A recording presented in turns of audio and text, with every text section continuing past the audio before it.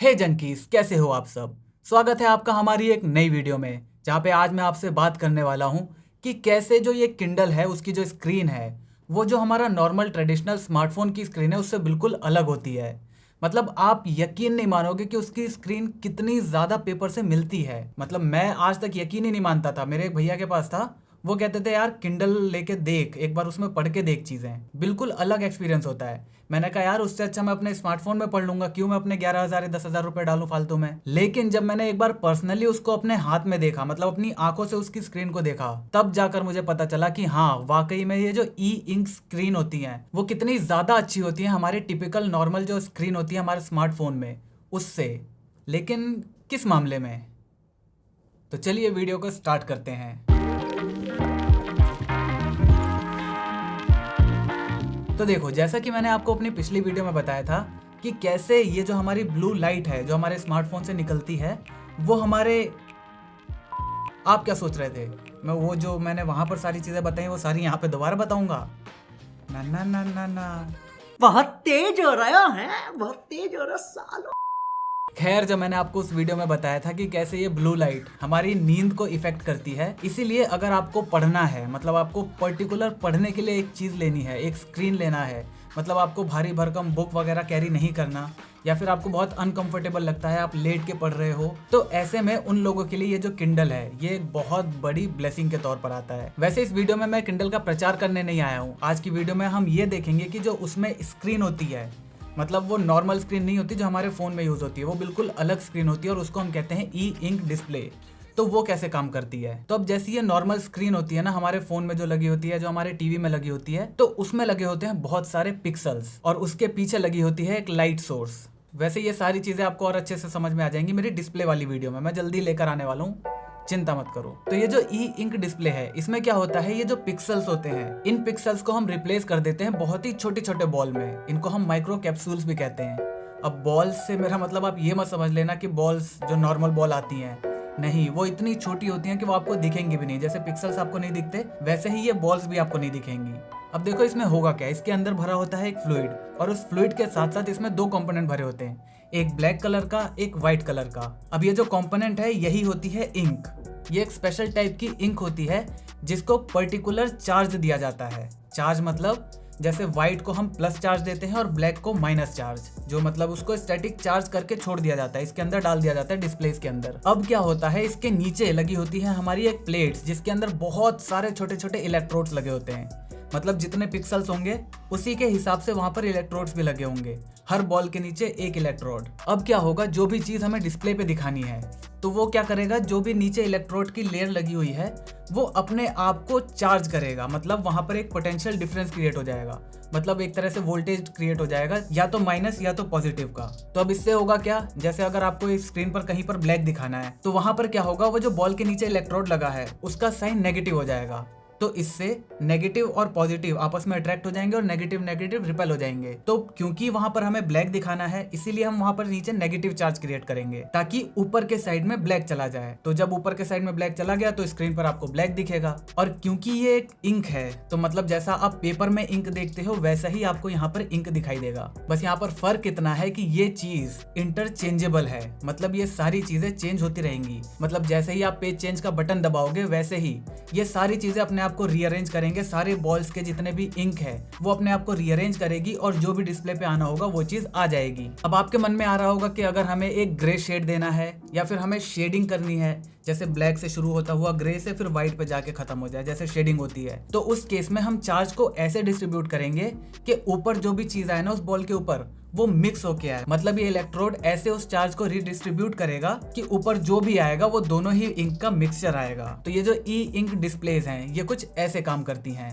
तो अब इनकी कुछ एडवांटेजेस हैं और कुछ डिसएडवांटेजेस हैं। अगर सबसे पहले हम इसकी एडवांटेजेस की बात करें तो ये बहुत ही ज़्यादा लंबे समय तक चल सकती है। जैसे मेरे पास जो किंडल है मैं अभी आपको दिखा नहीं सकता क्योंकि मेरा फ्रेंड लेकर गया हुआ है, तो वो मैंने 2 बुक पढ़ी थी उसमें, और उन दोनों बुक को पढ़ने में मुझे 18 से 20 दिन लग गए थे।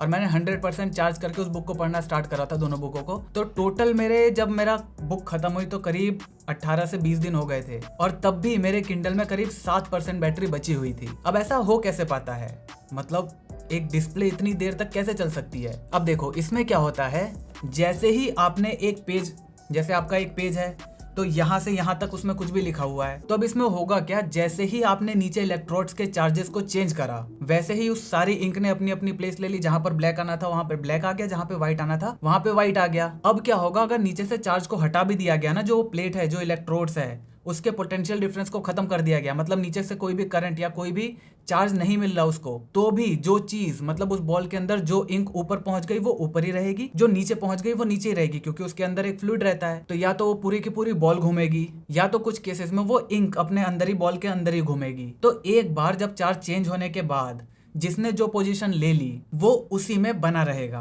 अब क्योंकि ये डिस्प्लेज ऐसी जगह यूज करी जाती है जहां पर ज्यादा आपको उस डिस्प्ले में चेंज करने की जरूरत नहीं है, जैसे किंडल है, आपने एक बार उस पेज को रिफ्रेश कर दिया तो इसके बाद आपको करीब 2 से 3 या 5 मिनट भी लग सकते हैं उस पूरे पेज को पढ़ने में। तो अब अगले पेज पर जब तक आप जाओगे तब तक 5 मिनट तक वो उस चार्ज को पकड़ के थोड़ी रखेगा, इससे उसकी बैटरी अननेसेसरी फालतू में वेस्ट होगी। तो यही वो वजह है जिसकी वजह से इन चीजों की बैटरीज, ऐसे जो डिस्प्लेज होते हैं, ऐसी घड़ियों में भी बहुत सारी डिस्प्लेज यूज होती हैं जिसमें कि बहुत कम डिस्प्ले के ऊपर बहुत कम चेंजेस होते हैं और वो बहुत लंबे टाइम तक चलती है। तो इसका सबसे बड़ा एडवांटेज यही है कि ये बहुत लंबे टाइम तक चल सकती है।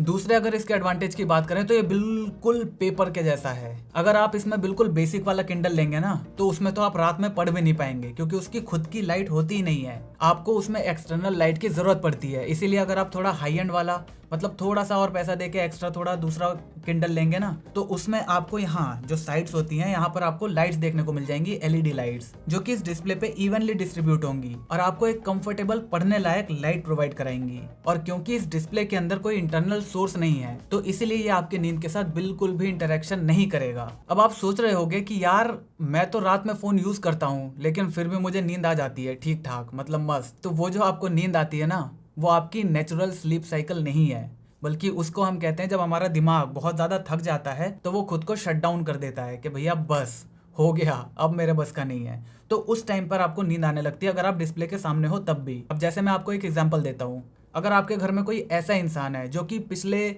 10 साल से रोज रात को 11 बजे ही सो जाता है, कुछ भी हो जाए वो 11 बजे अपने आप उसको नींद आने लगती है बहुत बुरी और 11 बजे तक वो सो जाता है। तो अगर ऐसे इंसान को आप 8 बजे के आसपास मोबाइल दे देते हो और वो लगातार 2-2.5 घंटे मोबाइल देखता है ना, तो इस बात की 80% चांसेस हैं कि उसको उस दिन 11 बजे नींद नहीं आएगी। तो इस तरह ये चीज आपके नींद के साथ खेलती है। जैसे आप सोच रहे हो ना कि मुझे तो आ जाती है नींद, तो वो ऐसा नहीं है, ये चीज बहुत गलत है, क्योंकि आपकी बॉडी फोर्सफुली अपने आप को शट डाउन करती है, तब जाकर आपको डिस्प्ले के सामने भी नींद आने लगती है। और इसके कुछ और छोटे मोटे एडवांटेज ये हैं कि जैसे आपको बहुत सारी बुक्स कैरी करने की जरूरत नहीं पड़ेगी और आप जितने भी डॉक्यूमेंट्स वगैरह हैं उनको बहुत अच्छे से इसमें पढ़ सकते हो। और आप इसमें लॉन्ग सेशन के लिए भी पढ़ सकते हो। आपके आंखों में जो स्ट्रेन होता है ना, जैसे मैंने बताया था कि जब आप लगातार स्क्रीन पर देखते रहते हो तो बहुत ज्यादा स्ट्रेन होता है, तो इस केस में वो स्ट्रेन बहुत ही ज्यादा कम हो जाता है। मतलब उसका जो नॉर्मल डिस्प्ले से स्ट्रेन होगा उसका केवल 10% ही यहाँ पर आपको इफेक्ट पड़ेगा। तो इसी वजह से इसमें आप लंबी स्टडी सेशंस कर सकते हो। अब बात कर लेते हैं हम इसके कुछ डिसएडवांटेजेस के बारे में।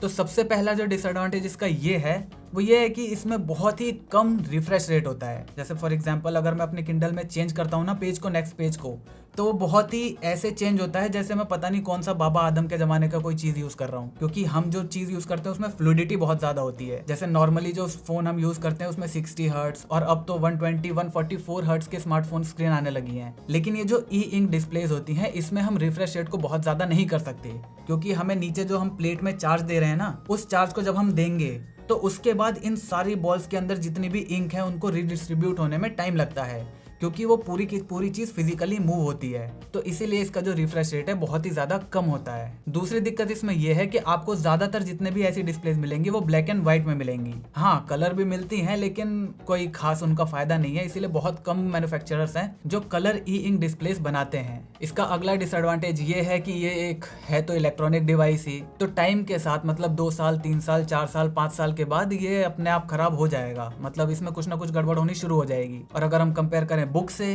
तो बुक भाई कितनी भी चल सकती है, 100 साल चला लो, 200 साल चला लो, जितना चलाना हो आप चला सकते हो। और अगर आप एक किंडल लेते हो तो आपको एक बात और ध्यान में रखनी है कि इसमें जो बुक्स लेनी है वो आपको फिर से खरीदनी पड़ेगी। जैसे आप 10,000 रुपए दे के किंडल खरीद लेते हो तो इसका ये मतलब नहीं है कि आपको उसके अंदर बहुत सारी बुक्स फ्री में मिल जाएंगी। अगर आप अमेजोन के प्राइम मेंबर हो तो आपको कुछ बुकें 1 महीने में एक बार पढ़ने के लिए मिल जाएंगी फ्री में, लेकिन जो बुक आपको चाहिए जरूरी नहीं कि वो चीज़ आपको फ्री में मिल जाए। तो इस बात का भी आपको ध्यान रखना पड़ेगा।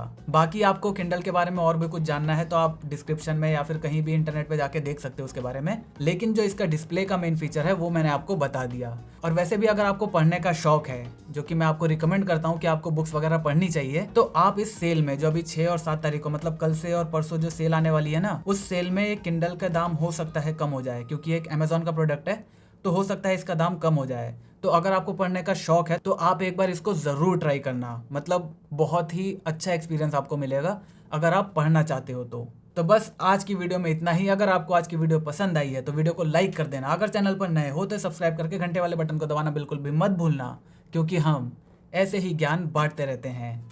जय हिंद, वंदे मातरम।